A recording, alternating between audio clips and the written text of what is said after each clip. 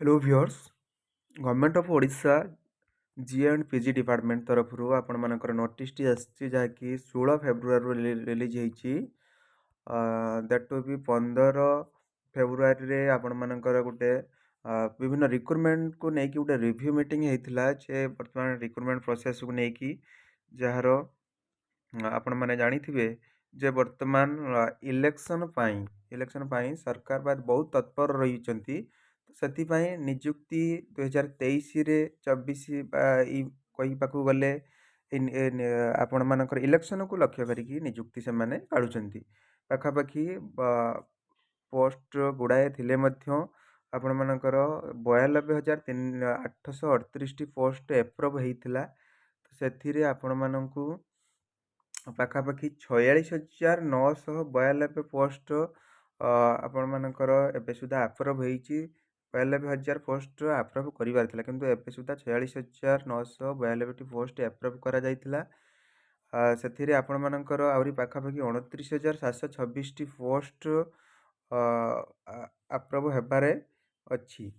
ତ ଏଇ ଯେଉଁ 46,952ଟି ପୋଷ୍ଟରୁ 45,014 post have been send to the different recruiting ଏଜେନ୍ସିକୁ ଦିଆଯାଇଥିଲା for 1978 post are yet to be send to be different ଆହୁରି 1978ଟି ପୋଷ୍ଟ ଆପଣମାନଙ୍କର ବିଭିନ୍ନ ଏଜେନ୍ସି ବିଭିନ୍ନ ଆପଣମାନଙ୍କ ଡିପାର୍ଟମେଣ୍ଟ ତରଫରୁ ଏହା ନିଯୁକ୍ତି ମଧ୍ୟ ଆସିବାକୁ ଯାଉଛି। 1370ଟି ଆପଣମାନଙ୍କର ବେସ୍ ଲେଭେଲ୍ ପୋଷ୍ଟ ଆର୍ଆଇ ଏଆର୍ଆଇ ଆପଣମାନେ ଜାଣିଥିବେ OSSକୁ ଦିଆଯାଇଛି, ଯାହାର ଡେଟ୍ କେମିତି ଘୁଞ୍ଚି ଚାଲିଛି। ଜାନୁଆରୀ ଲାଷ୍ଟ ଥିଲା ଆପଣମାନଙ୍କର ଲାଷ୍ଟ ଡେଟ୍ ସବମିସନ୍, ତାପରେ ଫେବୃଆରୀ ଘୁଞ୍ଚିଲା, ପୁଣି ମାର୍ଚ୍ଚ ଘୁଞ୍ଚିଲା। ଏସବୁ ଇଲେକ୍ସନ ପାଇଁ ପ୍ରହସନ ସରକାର ଗୋଟେ ଚଲେଇଛନ୍ତି। ଯେଉଁମାନଙ୍କୁ ବି ଠିକ୍ ଲାଗୁଛି ମୋ କଥାଟା ନିଜ ଲାଇକ୍ କରିବେ, ଭିଡ଼ିଓଟିକୁ ସେୟାର କରିବେ ଏବଂ ସବସ୍କ୍ରାଇବ୍ କରିବେ। ମେନ୍ ମୁଦ୍ଦା ଆମେ ଦେଖିବା ଗୋଟେ ମାନେ ହାଏଷ୍ଟ ରିକ୍ରୁଟମେଣ୍ଟ ବା ଅଧିକା ରିକ୍ରୁଟମେଣ୍ଟ କେବଳ ଜୁନିୟର ଟିଚର ବା ଜେଟି ରିଲେଟେଡ଼ ଆସିଥିଲା ଆପଣମାନେ ଜାଣିଥିବେ। ତ ସରକାର ବାହା ନେବା ପାଇଁ 20,000 ପୋଷ୍ଟର ଆଡ଼ଭର୍ଟାଇଜମେଣ୍ଟ ପେପରରେ, ଡେଲି ପେପରରେ, ଯେଉଁଠି ଆପଣମାନେ ଦେଖିବେ ଫେସବୁକରେ, ୟୁଟ୍ୟୁବରେ ସବୁଆଡ଼େ 20,000, କିନ୍ତୁ ସରକାରଙ୍କର ଏ 20,000 ନିଯୁକ୍ତି ଦେବା ପାଇଁ ଆନ୍ତରିକତା ନଥିଲା। ତ ସେଥିପାଇଁ ଏସବୁ ପ୍ରହସନ ଚାଲିଛି। ଆପଣମାନେ ଜାଣିଥିବେ ଏକ୍ଜାମ ଯେତେବେଳେ ବାହାରିଲା ଆପଣମାନଙ୍କର ନୋଟିଫିକେସନ୍, ତ ସେଥିରେ ବିଭିନ୍ନ ଦ୍ୱନ୍ଦ୍ୱ ରହିଥିଲା ଜିଲ୍ଲା ରାଜ୍ୟକୁ ନେଇକି। ତ ତା ସହିତ ବହୁତ କିଛି ଦ୍ୱନ୍ଦ୍ୱ ନେଇଥିଲା।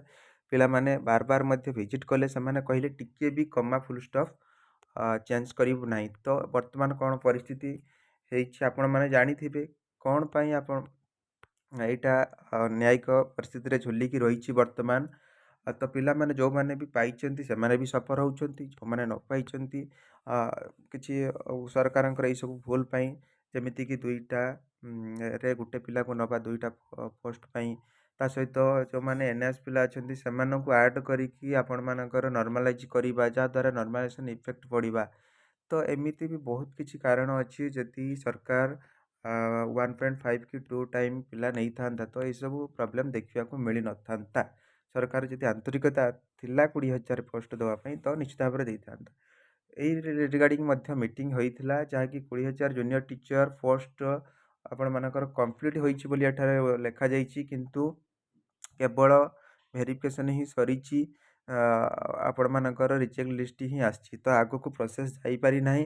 ତ ଯଦି ବି ସରକାରଙ୍କର ଆପଣମାନଙ୍କର ହାଇକୋର୍ଟର ଅର୍ଡ଼ର ସରକାରଙ୍କ ଫୋରରେ ବି ଯାଏ, ତଥାପି 10-15 ଦିନ ଆପଣମାନଙ୍କୁ ଟାଇମ୍ ଲାଗିଯିବ। ତା ସହିତ ପିଲାମାନେ ବି ଯେଉଁମାନଙ୍କର ରିଜଲ୍ୟୁସନ୍ ଯଦି ଭାଓଲେସନ୍ ହେଇଥିବ, ପିଲାମାନେ ନିଶ୍ଚିତ ଭାବରେ ଉପର କୋର୍ଟର ଯିବା ପାଇଁ ପ୍ରସ୍ତୁତ ମଧ୍ୟ ଅଛନ୍ତି। ତ ଦେଖାଯାଉ ଏଇ ପ୍ରୋସେସ୍ ଭିତରେ ସରକାର ଜିତୁଛନ୍ତି କି ପିଲାମାନେ ହିଁ ଜିତୁଛନ୍ତି। ଯେତେ ଶୀଘ୍ର ପ୍ରୋସେସ୍ ହେବ ନେକ୍ସଟ ରିକ୍ରୁଟମେଣ୍ଟ ମଧ୍ୟ ଆସିପାରିବ ବା କିଛି ବି ସମ୍ଭବ ହେଇପାରିବ। ଆପଣମାନେ ଏତେ ଦିନ ହେଲା ଯେହେତୁ ଆପଣମାନଙ୍କର ରାୟ ଆସୁନି, ମାନେ କିଛି ବି ହେଇପାରେ। ଆଇଦର ଜିଲ୍ଲା ଭିତ୍ତିକ ନିଯୁକ୍ତି ଦିଆଯାଇପାରେ ଏଜ୍ ପର୍ ରିଜଲ୍ୟୁସନ୍, ବା ସରକାର ଚାହିଁବେ ଯେ 20,000 ସମ୍ପୂର୍ଣ୍ଣ ନିଯୁକ୍ତି କରିବା ପାଇଁ, ଯେହେତୁ ଇଲେକ୍ସନ୍ ଅଛି। ମୋତେ ତ ଲାଗୁଛି 10 ତାରିଖ ଯେହେତୁ ମାର୍ଚ୍ଚ 10 ଭିତରେ ଆପଣମାନଙ୍କର କୋଡ଼ କଣ୍ଡଲ ଲାଗିଯାଉଛି। ସରକାର ଯଦି ଆଗରୁ ନ ଦେଇ ପାରୁଛନ୍ତି, ନିଶ୍ଚିତ ଭାବରେ ପୁଣି ବର୍ଷେ ପର୍ଯ୍ୟନ୍ତ ଅପେକ୍ଷା କରିବାକୁ ପଡ଼ିବ। ତ ସେଥିପାଇଁ ସମସ୍ତେ ଯାହାକି ଆମ ପାଖରେ କିଛି ନାହିଁ, ଯେହେତୁ ଏଇଟା ନ୍ୟାୟିକ ପ୍ରକ୍ରିୟାରେ ଅଛି, ତ ନିଶ୍ଚିତ ଭାବରେ ଆମେ କେବଳ ଟୁଇଟ୍ ହିଁ କରିପାରିବା ଏବଂ କିଛି ଆମ ପାଖରେ ବାଟ ନାହିଁ। ତ ନିଶ୍ଚିତ ଭାବରେ ଦେଖନ୍ତୁ, EC has already approved 6025 government secondary teachers, ଆପଣମାନେ ଜାଣିଥିବେ, ଯାହାକି ଏଇଟା ଆପଣମାନଙ୍କର ବର୍ଷେ ହେଇଗଲାଣି ଆପଣମାନେ ଆପ୍ରୁଭ୍ କରିଥିଲା କ୍ୟାବିନେଟ୍ ପାଖାପାଖି। ତ ଏଇଟା ଯେଉଁ ଆପଣମାନେ ଭାବୁଥିବେ ଏଇ ଜଲ୍ଦି ଆସିଯିବ, ଯଦି ବି ଆସିବାର ଥିବ ଠିକ୍ ଇଲେକ୍ସନ୍ ଘୋଷଣା ଗୋଟେ 2 ଦିନ ଆଗରୁ, କୋଡ଼୍ ଅଫ୍ କଣ୍ଡକ୍ଟ 2 ଦିନ ଆଗରୁ ଯଦି ଆସିବ।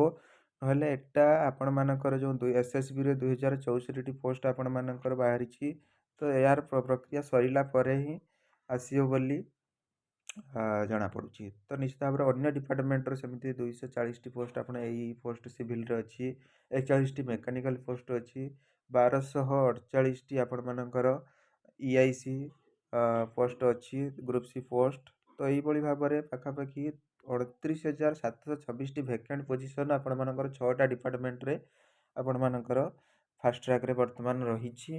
ତା ସହିତ all the steps must be taken ensuring advertisement of vacancy by 25th February 2024. All steps must be taken for ensuring advertisement, ଯେଉଁ କିଛି ଆଡ଼ଭର୍ଟାଇଜମେଣ୍ଟରେ ଯେଉଁ ସବୁ ଆସିଥିଲା 25 ତାରିଖ ସୁଦ୍ଧା ସାରିବା ପାଇଁ ଆପଣମାନଙ୍କର ଷ୍ଟେପ୍ ନେଉଛନ୍ତି, ଯେଉଁଗୁଡ଼ାକ 25 ଫେବୃଆରୀର ସୁଦ୍ଧା ଯେଉଁମାନଙ୍କ ରେଜଲ୍ଟ ସରିଯାଇଥିବ ବା ଶେଷ ହୋଇଯାଇଥିବ, ତ ସେଇମାନେ ହିଁ ଇଲେକ୍ସନ୍ ପୂର୍ବରୁ ନିଯୁକ୍ତି ପାଇବେ। ଆପଣମାନେ ଭାବିପାରୁଥିବେ ଯେମିତିକି ASOର ସରିଛି, OSSCରେ PO, ଏହିସବୁ ମାନଙ୍କର ସବୁକିଛି ସରିସାରିଛି, ତ ସେଇମାନେ ହିଁ ରିକ୍ରୁଟମେଣ୍ଟ ପାଇବେ। ତ ଅନ୍ୟମାନେ ଚେଷ୍ଟା କରନ୍ତୁ କିଭଳି ଭାବରେ ଜଲ୍ଦି ନିଯୁକ୍ତି ମଧ୍ୟ ପାଇବେ ବୋଲି। ତ ନିଶ୍ଚିତ ଭାବରେ ଏଇଭଳି ଲାଟେଷ୍ଟ ଅପଡ଼େଟ୍ ପାଇବା ପାଇଁ ଚ୍ୟାନେଲକୁ ଭିଜିଟ୍ କରୁଥାନ୍ତୁ। ଫାର୍ଷ୍ଟ ଟାଇମ୍ ଯଦି ଆସିଛନ୍ତି ଚ୍ୟାନେଲକୁ ଭିଜିଟ୍ କରିଛନ୍ତି, ତାହେଲେ ଚ୍ୟାନେଲକୁ ସବସ୍କ୍ରାଇବ୍ କରିଦିଅନ୍ତୁ, ଭିଡ଼ିଓଟିକୁ ଲାଇକ୍ କରନ୍ତୁ, ଅନ୍ୟମାନଙ୍କୁ ସେୟାର କରନ୍ତୁ। ତ ଆଶା କରୁଛି ଆପଣମାନଙ୍କୁ କମ୍ପ୍ଲିଟ୍ ଇନଫର୍ମେସନ୍ ଦେଇପାରିଛି। ତ ଏଥିପାଇଁ ଧନ୍ୟବାଦ ସମସ୍ତଙ୍କୁ ଜଣାଇବି। Thank you. ଜୟ ଜଗନ୍ନାଥ, ବନ୍ଦେ ମାତରମ୍। ରହିଲି, ପୁଣି ଦେଖାଯିବ ସମ୍ପୂର୍ଣ୍ଣ ନୂଆ ଭିଡ଼ିଓରେ।